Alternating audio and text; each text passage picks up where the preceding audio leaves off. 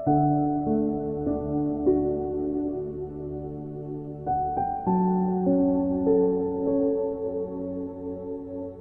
के इस उपवास और प्रार्थना के दिन हम सब अपने अपने घरों में, अपने अपने स्थानों में, जहाँ पर भी परमेश्वर ने हमें रखा है, वहाँ पर रहते हुए हम प्रभु की महिमा करने का अवसर दिया। इसके लिए धन्यवाद। आज का दिन 9 मई 2020, इस दिन में हम परमेश्वर का धन्यवाद ही कर सकते हैं, क्योंकि वचन में लिखा है उसकी करुणा, उसकी दया हर सुबह नई होती जाती है। उसने हमें जीवितों की पृथ्वी के ऊपर रखा, ये उसकी महाकरुणा का फल है। वचन में और गीत गाने से पहले आए हम अपनी आंखों को बंद करें और एक छोटी सी प्रार्थना करें। हमारे स्वर्गीय पिता, हम आपका धन्यवाद करते हैं आज के ये सुंदर समय के लिए जो आपने हमारे जीवन में दिया, कि प्रभु जी इस दोपहर के समय रोज प्रतिदिन की तरह आपके वचन की मनादी करने के लिए हमें अपने भवन में इकट्ठा किया, अपने अपने घरों में रहकर तेरे वचन सुनने का सुंदर अवसर दिया। इसके लिए हम आपका धन्यवाद करते हैं। प्रभु, बहुत सारे लोग आज का दिन देखना चाहते थे, वो देख ना सके, मर गए, मिट गए, इस दुनिया से चले गए, परंतु आपने हमें जीवितों की पृथ्वी के ऊपर जीवित रखा। इसके लिए आपका धन्यवाद।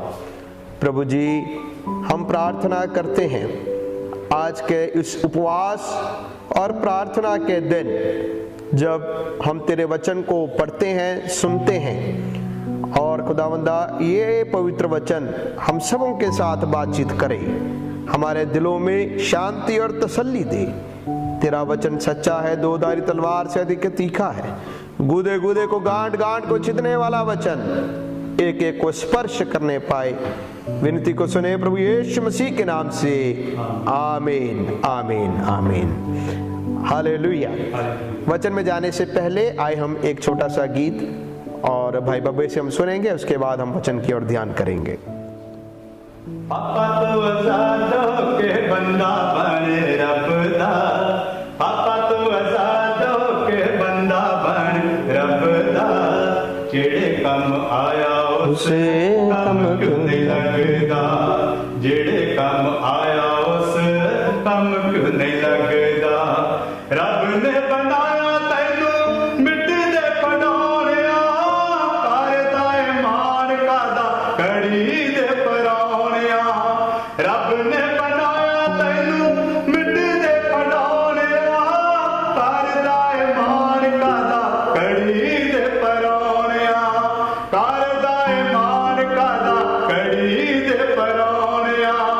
इन्हें तेरा देश तैनू चंगा भला लगदा, इन्हें तेरा देश तैनू चंगा भला लगदा, जेड़े कम आया उसे कम क्यों नहीं लगदा, जेड़े कम आया उसे कम क्यों नहीं लगदा।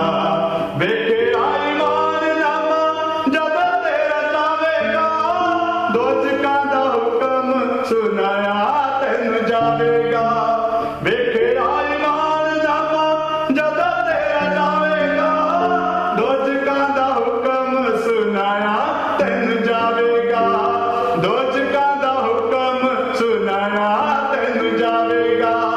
पता लगू उदो जदो लंबू लगू अगदा, पता लगू उदो जदो लंबू लगू अगदा, जेड़े कम आया उस कम क्यों नहीं लगदा, जेड़े कम आया उस कम क्यों नहीं लगदा।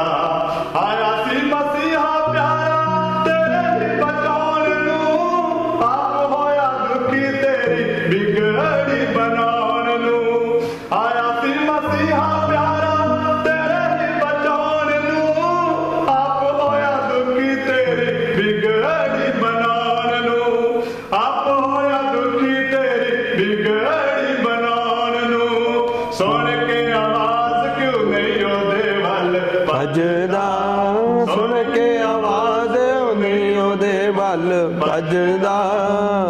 कम आया उस कम क्यों नहीं लगदा, जेड़े कम आया उस कम क्यों नहीं लगदा। पापा तो आजाद होके बंदा बन रब दा पापा तो आजाद होके बंदा बन रब दा, जेड़े कम आया उस कम क्यों नहीं लगदा, जेड़े कम आया उस कम क्यों नहीं लगदा।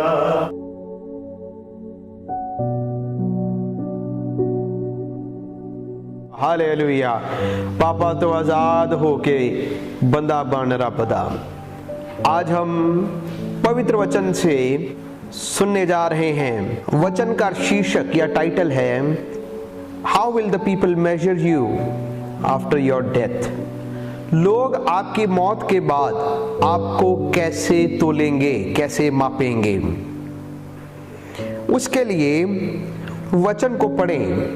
प्रेरितों के काम 20 अध्याय 36 आयत से लेकर 38 आयत तक पढ़ेंगे। We are going to read from the Acts of the apostle chapter 20 verse 36 to 38। रसूलां दे करतब 20 बाब 36 तो 38 पढ़ा जाएगा। कृपा करके अपनी बाइबलों को खोलें और वचन को पढ़ें। उसने यूं कह के गोडे टेके और उन्हां सबना दे नाल प्रार्थना कीती। ਉਹ ਸਭੋ ਬਹੁਤ ਰੁਨੇ ਅਤੇ ਪੌਲਸ ਦੇ ਗਲ ਮਿਲ ਕੇ ਉਹਨੂੰ ਚੁੰਮਿਆ ਔਰ ਨਿੱਜ ਕਰਕੇ ਇਸ ਗੱਲ ਉੱਤੇ ਬਹੁਤ ਉਦਾਸ ਹੋਏ ਜਿਹੜੀ ਉਸਨੇ ਆਖੀ ਸੀ ਵੀ ਤੁਸੀਂ ਮੇਰਾ ਮੂੰਹ ਫੇਰ ਕਦੀ ਨਾ ਵੇਖੋਗੇ ਅਤੇ ਉਹਨਾਂ ਜਹਾਜ਼ ਤਾਈਂ ਉਹਨੂੰ ਪਹੁੰਚਾ ਦਿੱਤਾ। हालेलुया। यहाँ पर हम पौलुस के मिलेतुस से एफेसुस में उसने कलीसिया के प्राचीनों को बुलवाया और वो वहां पर उस कलीसिया के लोगों के साथ अपनी सेवकाई के कुछ बातों को बता रहा है। वो बता रहा है कि मैंने क्या क्या काम किए, कैसे मैं रहा आपके साथ, उन सारी बातों को वो बता रहे हैं। जब ये सारी बातें बताने के बाद वहां के लोग जो थे उसका आखिरी विदाई करने जा रहे हैं। विदाई के समय लिखा है उन्होंने घुटने टेके, घुटने टेककर सबने मिलकर प्रार्थना की। प्रार्थना करने के बाद लिखा तब वे सब बहुत रोए, पौलुस उसके गले लिपट कर उसे चूमने लगे और इस बात से बहुत शोकित थे कि जो उसने कही थी कि तुम मेरा मुंह फिर कभी ना देखोगे, और उसको जहाज तक छोड़ने आए। प्यारे अजीजों, पौलुस का जीवन कैसा था जो आपको और मुझे भी कुछ बातों को सिखाता है। ये लोग, ये कलीसिया के लोग पौलुस को फिर मिलने नहीं जा रहे और इस बात की वेदना, दर्द उनके दिल में है कि हम अब पौलुस को आखिरी बार मिलने जा रहे हैं। उनकी आंखों से आंसू आ रहे हैं, वो शोकित हो रहे हैं। और ये याद रखें, ये लोग उसके परिवार के लोग नहीं लेकिन कलीसिया के लोग हैं। मैं आपसे एक सवाल पूछना चाहता हूं, जब आप चले जाओगे, इस दुनिया से चले जाओगे, आप कौन सा प्रभाव छोड़ के जा रहे हो? लोग आपको कैसे याद करेंगे? जो चले गए उनके बारे में आप क्या सोचते हो? क्या आप अपने विदाई के लिए तैयार हो या नहीं? एक दिन सबने चले जाना है और मैं आपको भी कह रहा हूं, आप भी जा रहे हो, मैं भी जाने वाला हूं, आप भी जाने वाले हो, मैं भी जाने वाला हूं। लेकिन कौन रोएगा, कौन शोकित होगा, किसका प्रभाव कैसे होगा? हाँ, आपके अपने परिवार के जी जरूर रोएंगे, दुख मनाएंगे, इसमें कोई शक की बात नहीं, दो राय नहीं, वो रोएंगे जरूर। आपके प्रियजन, आपके माता पिता, भाई बहन, जो कोई भी होंगे वो रोएंगे जरूर। परंतु मैं आपसे सवाल पूछना चाहता हूं, परिवार के अलावा क्या कोई और भी रोएगा? क्या कोई और भी दुख मनाएगा? क्या कोई और भी आपको याद करेगा? आपका प्रभाव कैसा है?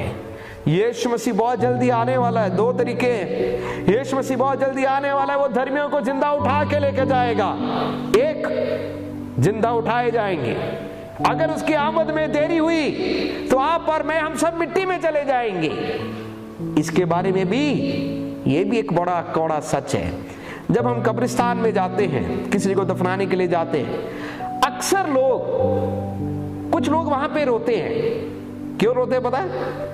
अक्सर लोग उस कब्रिस्तान में अपने जो प्रिय जन जिसको गाड़ दिया वहां पर, उनको याद करके रोते हैं। हाय मेरी माँ को मैंने यहाँ पे दफनाया था, हाय मेरे पिता मेरे यहीं पर दफनाए गए थे, उन्हें अपने प्रियों की याद आती है। लेकिन मैं पूछूं, आज आप किसी के जनाजे पर गए, कल कोई आपके जनाजे पर भी आएगा। आप अपना प्रभाव कैसा डाल के जा रहे हैं? इस दुनिया में लोग अलग अलग प्रकार का प्रभाव डालते हैं। प्रभाव डालने के लिए, इन्फ्लुएंस डालने के लिए कुछ अजीब अजीब तरीके भी लोग अपनाते हैं कि अपनी छवि बनानी है, अपना नाम बनाना है, उसकी अलग अलग छवि बनाते हैं। जैसे कि कहा जाता है 1966 में, 1966 में गिनीज बुक ऑफ रिकॉर्ड्स में एक बंदे का नाम लिखा हुआ बड़ा मशहूर हो गया। उस बंदे का नाम किस बात से मशहूर था पता है? वो मशहूर इस बात से था कि वो कांच के टुकड़े और लोहे को ग्राइंड करके उसको वो खाता था।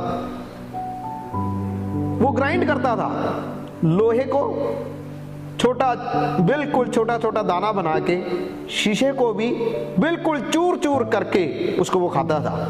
उसका रिकॉर्ड था कि उसने जीते जी 1966 में 10 साइकिलों को उसने खाया, और पता नहीं कितने उसने जो झालरें होती हैं शीशे की उसको खाया। ये उसका रिकॉर्ड था। मैं सोचता हूं जब वो स्वर्ग में न्याय सिंहासन के सामने खड़ा होगा, परमेश्वर उसको पूछेगा, भाई तू बता तूने क्या किए? वो कहेगा मैंने 10 साइकिल खाए। वो कहेगा मैंने इतने शीशे खाए। लोग शायद उसको इन बातों से याद करेंगे। लेकिन मैं आपसे पूछूं, आपको लोग किस बात से याद करेंगे? आपने कौन सा काम किया जिसको आप अपने साथ लेके जाओगे? एक मसीही होते हुए परमेश्वर ने आपको और मुझे चुना। आपको लोग किस तकड़ी से तोलते हैं, किस तकड़ी से आपको और मुझे तोलेंगे, इस बात को याद रखें।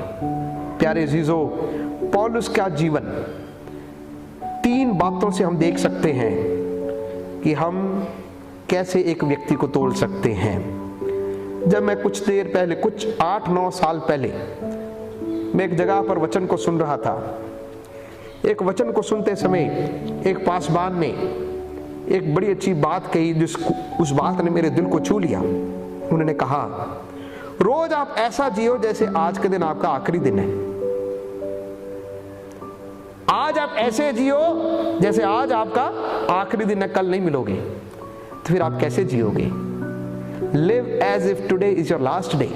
How are you going to live for today? प्यारे, ये जीवन बहुत छोटा है। इस जीवन की ओर थोड़ा ध्यान दें।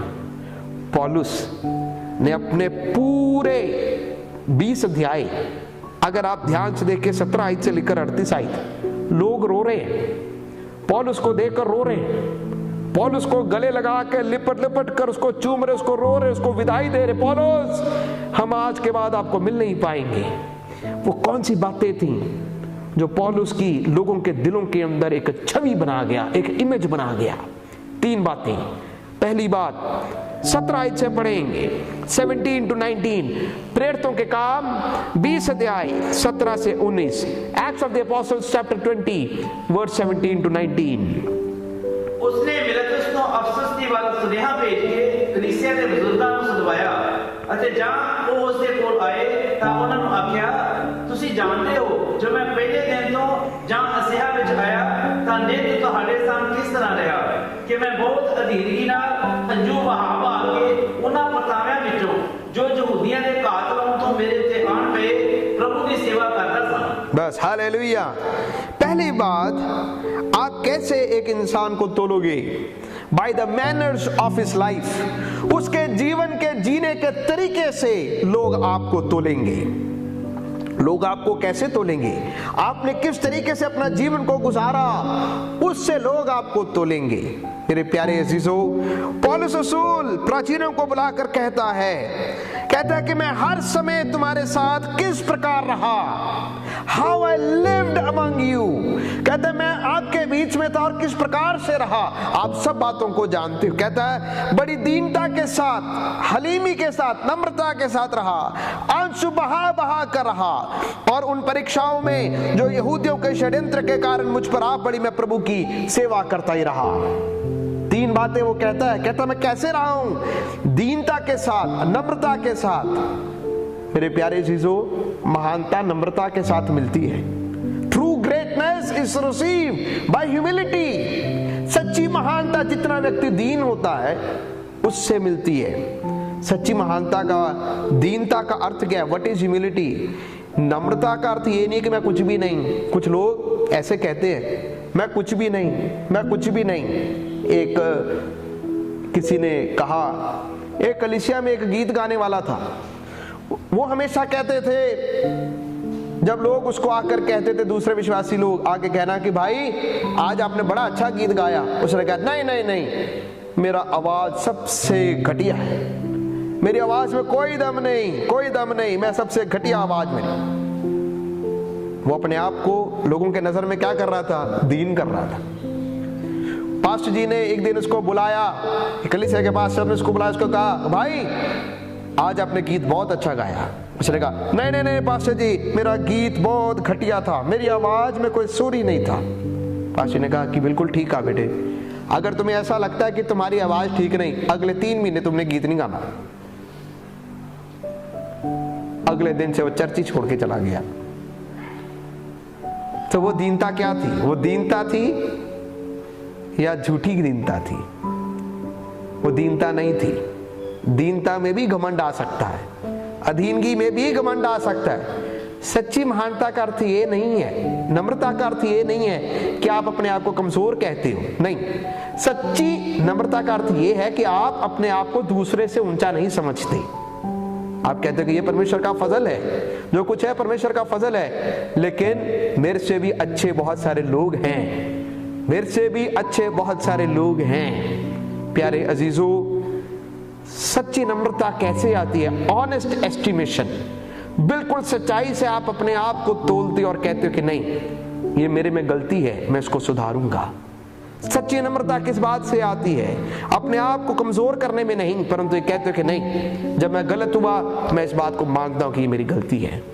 प्यारे अजीजों, कहता है पौलुस रसूल, कहता है बड़ी दीनता के साथ, दीनता के साथ। यूनानी भाषा में एक शब्द है डूलोस, सर्वेंट, वन बीइंग सर्वेंट। सच्चा महान व्यक्ति को हम कैसे तोलते? देखो जी, उसके कितने नौकर चाकर हैं, लेकिन परमेश्वर की सेवा में ऐसे नहीं। परमेश्वर की सेवा में कैसे बनते हैं पता है?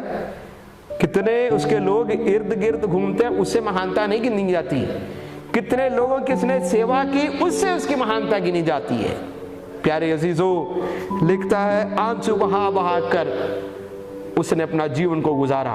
यिर्मयाह वाज अ वीपिंग प्रॉफिट। यिर्मयाह एक आंसू बहा बहा कर रोने वाला नबी था। आंसू बहाना भी चाहिए, आंसू बहाना भी चाहिए। प्रार्थना में आंसू बहाने वाले बने, दूसरों के दर्द को देखकर अपने आंसू को बहाने वाले बने। ये आपके और मेरे प्रार्थना करने का तरीका होने पाए। इबादत में जब आए, परमेश्वर की भलाइयों को याद करके आंसुओं को बहाए कि प्रभु मैं इसके योग्य ना था, लेकिन आपने मुझे इसके योग्य बनाया, इसके लिए मैं आपका धन्यवाद करता हूं। दूसरों के लिए एक दर्द वाला दिल रखें, दीनता। और लिखा आंसू बहा बहा कर। पौलुस आंसू बहाने वाला बंदा था, लोग देखते थे। यिर्मयाह आंसू बहाने वाला व्यक्ति था, लोग देखते थे। प्यारे अजीजों, अपने आप को जीने का तरीका सीखें, नम्रता से जिएं और आंसू बहा बहा कर जीना सीखें। तीसरा वो कहता है बहुत सारे परीक्षाओं में जो यहूदियों के षड्यंत्र के कारण मुझ पर आ पड़ी, मैं प्रभु की सेवा करता रहा। तीसरा अर्थ क्या था? उसके जीवन में कठिनाइयां आई।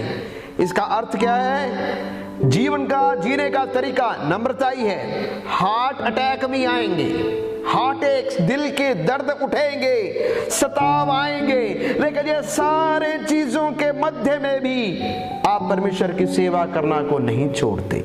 आप लगे रहते हो, प्रभु में डटे रहते हो, प्रभु में बने रहते हो, आंसुओं को बहाते रहते हो, कठिनाइयां आने में भी आप आगे चलते रहते हो, झूठे षड्यंत्र रचने के बावजूद भी, लोग आपके ऊपर थूकने के बावजूद भी आप डटे रहते हो, जीने का तरीके से लोग आपको पहचानेंगे।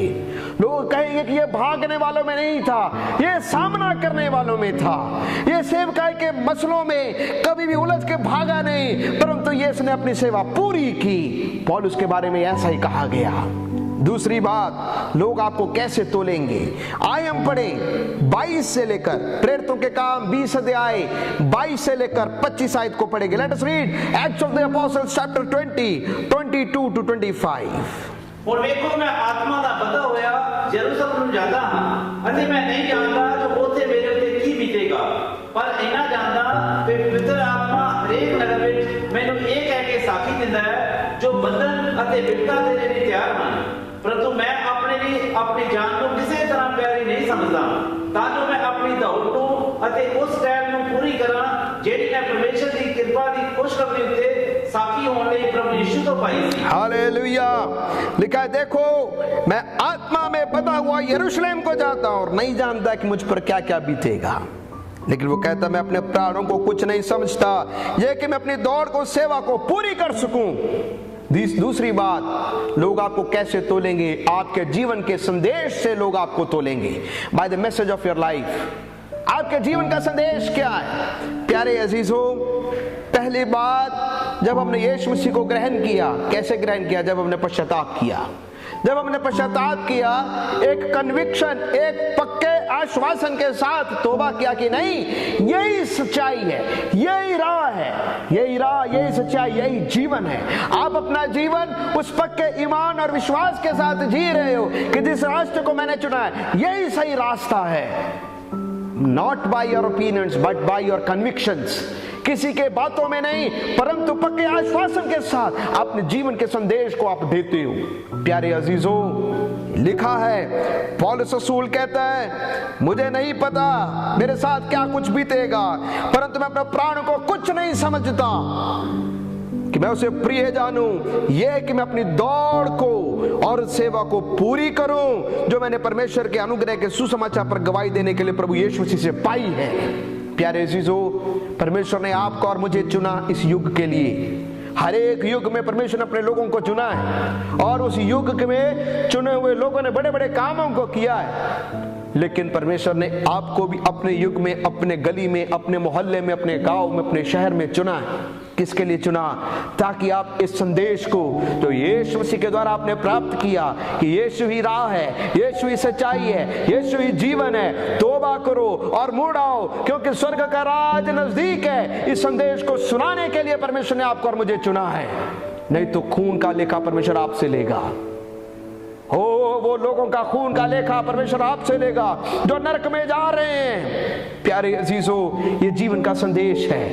हम मसीह में आए, तौबा किया, पवित्र बपतिस्मा, बाप बेटा रूपा के नाम से बपतिस्मा लिया। ये मेरा पक्का कन्विक्शन है कि बपतिस्मा सिर्फ तौबा और बाप बेटा रूपा के नाम से ही है। ये मेरा कन्विक्शन है। पवित्र आत्मा पाना और उसका पहला चैन अन्य भाषा बोलना, ये मेरा कन्विक्शन है। परमेश्वर के बीच में चलना, उसकी संगति लगातार करना, रसूलों की तालीम लेना, पवित्र आत्मा के अनुभव में होते हुए चलना, पवित्र आत्मा के वरदानों में होके भरना। आज भी चमत्कार होते हैं, आज भी चिंगाई होती है, ये मेरा कन्विक्शन है। मेरे प्यारे अजीजों, इन बातों के ऊपर रहना बड़ा जरूरी है। लोगों को प्रभु यीशु मसीह के बारे में बताना, ये मेरा कन्विक्शन है। हमारे कलीसिया में मैंने ऐसे बहुत सारे लोगों को देखा जो बिल्कुल पढ़े लिखे नहीं, स्कूल में एक दिन भी नहीं गए, लेकिन प्रभु यीशु मसीह का सुसमाचार सुनाने के लिए सबसे निडर वो लोग हैं। क्यों? क्योंकि उन्होंने सच्चाई को पाया, सच्चाई उनके दिल में आया और वो सच्चाई को अपने दिल में रखते हुए बंद नहीं कर सके, लेकिन उसको सुसमाचार सुनाने के लिए गए। प्यारे अजीजों, जब एक दिन न्याय के आसन के सामने परमेश्वर पौलुस को पूछेगा, पौलुस तो अपने जीवन के बारे में बता, तेरे जीवन का संदेश क्या रहा? वो कहेगा, प्रभु मेरे हाथों को देखो, मेरे हाथों में किसी का खून नहीं, मैंने अपनी दौड़ पूरी की है, मैंने अपनी दौड़ पूरी की है, मैंने अपनी सेवा की दौड़ पूरी की है। प्यारे अजीजों, आपके बारे में क्या, आपके परिवार में परमेश्वर ने आपको चुना, लेकिन क्या आप प्रभु यीशु मसीह के सच्चाई को उनको बता सकते हो? क्या आप उनके बारे में बता सकते हो कि यीशु दोबारा से आने वाला है? ये जो कुछ भी इस दुनिया में हो रहा है, ये सब यीशु मसीह के दूसरे आमद की निशानियां हैं। तौबा करो, मोड़ आओ। सदोम और अमोरा में लूत और उसके परिवार को अब्राहम की प्रार्थना ने बचा लिया। आज का समाज सदोम और अमोरा जैसा चल रहा है। परमेश्वर आपको भी बचाने के लिए आया, लेकिन दूसरी बार धर्मियों को उठाने के लिए आएगा। हे पापियों, तौबा करो, अपने जीवन को प्रभु के रास्ते पर आओ। अगर लूत की पत्नी की तरह धर्मी के पीछे पीछे चलते चलते अगर पीछे को मुड़ के देखोगे, यह गारंटी नहीं कि आप भी स्वर्ग में जाओगे, नहीं है। आप नमक का खंभा बनोगे, आप नरक की आग में जाओगे। लोग आपको कैसे याद रखेंगे? ये वो बंदा था जिसने सच्चाई को पाया और आखिरी दम तक वो सच्चाई में चलता रहा, ये कभी भी इधर उधर नहीं भटका। आपके जीवन का संदेश क्या है? कई बार बोलने से ज्यादा आपके जीवन की शैली, आपके जीवन का तरीका एक संदेश बनता है। प्यारे अजीजों, कभी लोग आपको ये ना कहें चलता चलता गिर गया, ये उठा गिर गया, फिर कभी खड़ा ही नहीं हो सका। इसने तौबा किया, सच्चाई को पाया, सब कुछ जानते हुए भी ये पीछे की ओर मुड़ गया, सब कुछ जानते हुए भी अलगदाई का जीवन को नहीं गुजारा, सब कुछ जानते हुए भी मसीह घर में जाना, तौबा किया, बपतिस्मा लिया, माता पिता प्रभु में चलते थे, उनको माता पिता ने सब सच्चाई की बातों को बताया, लेकिन इसके बेटे ने, इसकी बेटी ने सच्चाई को धिक्कार दिया, अपने माता पिता के सिखाए हुए उन वचनों के अनुसार नहीं चला। आपके बारे में लोग क्या संदेश देंगे? लोग आपको कैसे याद रखेंगे? लोग आपको कैसे याद करेंगे? प्यारे जीजो, बहुत बार हम कहते हैं मैंने तौबा किया, मैंने बपतिस्मा लिया है, फिर कभी प्रभु ईश्वर के पीछे चले ही नहीं। लोग आपको कैसे याद करेंगे? क्या लोग आपके बारे में कहेंगे इसने अपने विश्वास की दौड़ पूरी की है, इसने अच्छी लड़ाई को लड़ा है, आज स्वर्ग में विश्राम को पा रहा है। तीसरी बात, 33 आयत को पढ़ेंगे, प्रेरितों के काम 20 अध्याय उसका 33वें वचन को पढ़ेंगे। मैं किसी दी चांदी या सोने का वस्त्र का लोभ नहीं कीता। तुसी आप जानते हो कि मेरे इन्हां ही हत्थां ने मेरियां ते मेरे साथियां ਦੀਆਂ ਲੋੜਾਂ ਪੂਰੀਆਂ ਕੀਤੀਆਂ। मैं ਤੁਹਾਨੂੰ ਸਭਨਾਂ ਗੱਲਾਂ ਵਿੱਚ ਇਹ ਕਰ ਖਾ ਲਿਆ ਕਿ ਤੁਹਾਨੂੰ ਚਾਹੀਦਾ ਹੈ ਕਿ ਉਸੇ ਤਰ੍ਹਾਂ ਮਿਹਨਤ ਕਰਕੇ ਨਤਾਨਿਆਂ ਦੀ ਸਹਾਇਤਾ ਕਰੋ ਅਤੇ ਪ੍ਰਭੂ ਯਿਸੂ ਮਸੀਹ ਦੇ ਵਚਨ ਚੇਤੇ ਰੱਖੋ ਜੋ ਨੇ ਆਪ ਕਮਾਇਆ ਸੀ ਕਿ नैन नालों देना ही मुबारक है। हालेलुया। तीसरी बात, पौलुस रसूल इसी अध्याय में अपने आखिरी वचन जीवन के उद्देश्य को बता रहा है। कहता है जीवन का उद्देश्य क्या है? जीवन का उद्देश्य ये है कि मैं यीशु मसीह के वचनों को याद करके कहता हूं। उसके बातों को याद करना बहुत जरूरी है, और वो आप ही कह रहा है लेने से देना धन्य है, लेने से देना धन्य है। किसी ने कहा है लेने वाले खाते बहुत अच्छा है, देने वाले सोते बहुत अच्छा है। यीशु मसीह ने कहा लेने से देना धन्य है। जो आपने खर्च कर लिया वो चला गया, जो आपने जमा कर लिया आज या कल जब चले जाओगे वो किसी और का हो जाएगा, पर जो आपने किसी के लिए दिया वो सदा आपका ही रहेगा, वो सदा आपका रहेगा। कुरनेलियस दानी था। जब कुरनेलियस दान करता था, प्रार्थना करता था, परमेश्वर के वचन में लिखा परमेश्वर ने एक दूत को भेजकर कहा उसको कहो कि तेरे दान और प्रार्थनाएं कबूल किए गए हैं, तेरे दान और प्रार्थनाएं प्रभु के सन्मुख कबूल किए गए हैं। प्यारे अजीजों, पौलुस रसूल लेने से देना अधिक जानता था। क्यों पता है? पहली बात, वो लेने से देना अधिक इसलिए जानता था क्योंकि ये बात उसको पता था कि उसको आलसी नहीं बनाएगा। लेने वाला हमेशा लेता रहे आलसी बनेगा, देने वाला देता रहे आलसी नहीं बनेगा, काम करेगा, मेहनत करेगा। दूसरी बात, पौलुस रसूल इस बात को जानता था कि लेने से देना धन्य क्यों है, क्योंकि इस बात, ये काम करने से वो कभी लालची नहीं बनता। उसको लालच से उसको बचा रहा था। इसलिए वो कहता है कि देखो, सोने या कपड़े का लालच नहीं किया, क्योंकि वो देना जानता था। फिर वो कहता है कि देखो, तुम आप ही जानते हो कि इन हाथों ने मेरी और मेरे साथियों की आवश्यकताएं पूरी की। प्यारे अजीजों, हम इन दिनों में अपने जीवन के उद्देश्य को समझें। कई बार मैं ऐसे लोगों को भी जानता हूं, उनके घरों में आदमियों का दिल बड़ा है, औरतों का दिल बहुत छोटा है। कई घरों में औरतों का दिल बहुत बड़ा है और उनकी आदमियों का दिल बहुत छोटा है। पर ये जीवन का एक मकसद समझना, देने वाला कभी भी उसके घर में किसी चीज की घटी नहीं होती। देने वाले के जेब में हमेशा रहेगा, लेने वाले के जेब में हमेशा खाली रहेगी। क्या आप प्रभु को देते हो? क्या आप प्रभु को देते हो? ये एक नियम है, जो बीजोगे वो ही काटोगे, जो बीजोगे वो ही काटोगे। ये एक नियम है।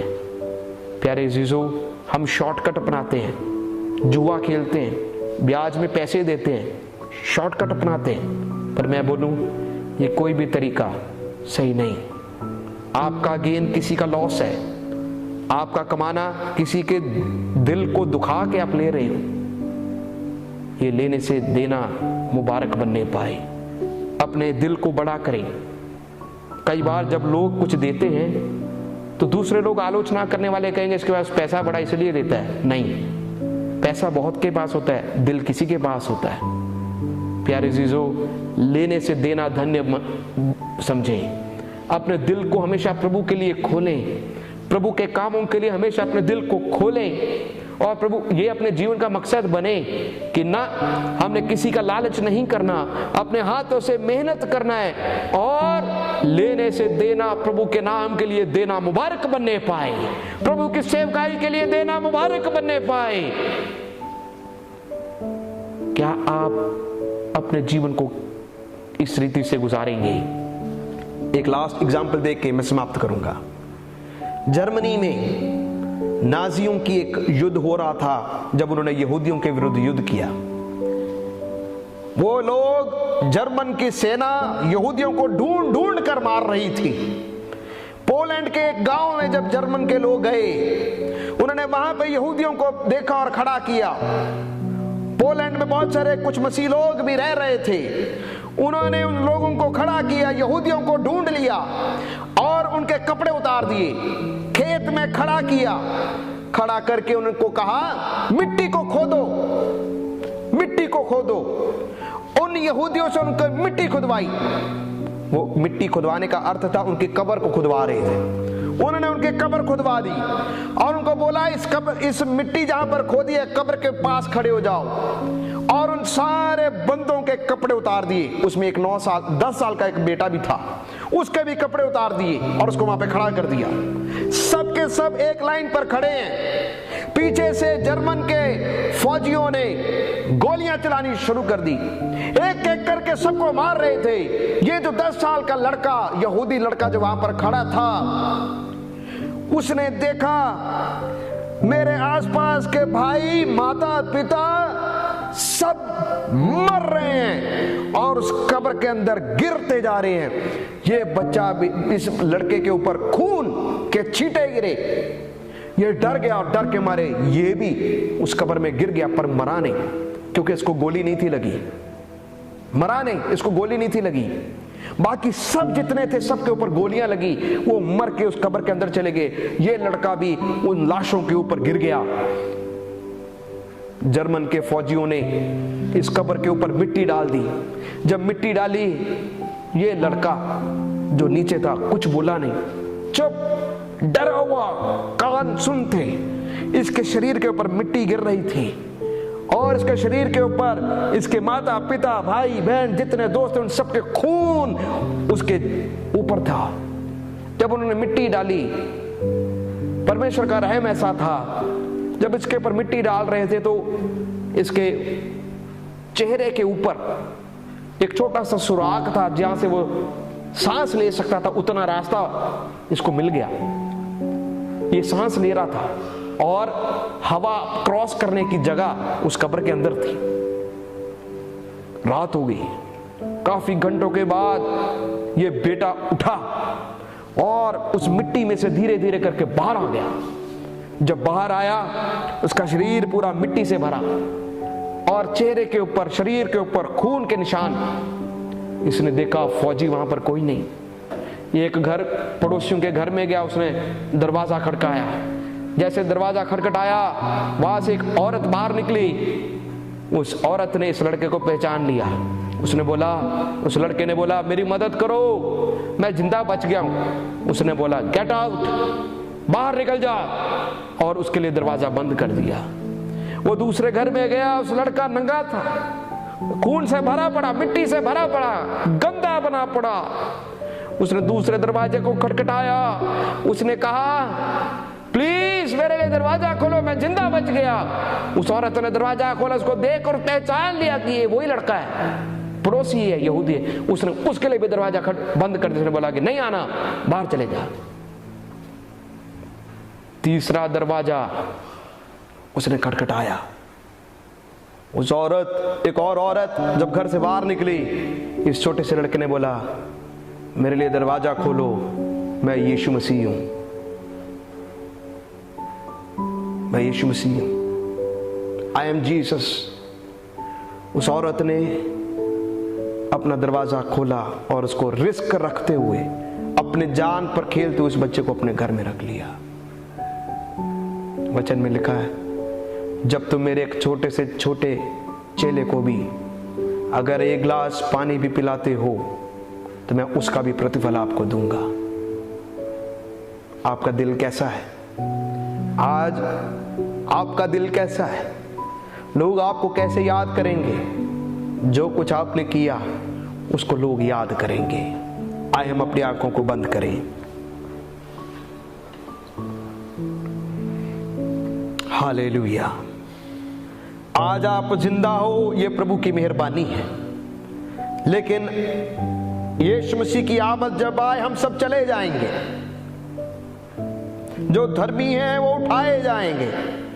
अगर यीशु मसीह की आमद में देरी हुई तो हम सब मिट्टी के नीचे चले जाएंगे।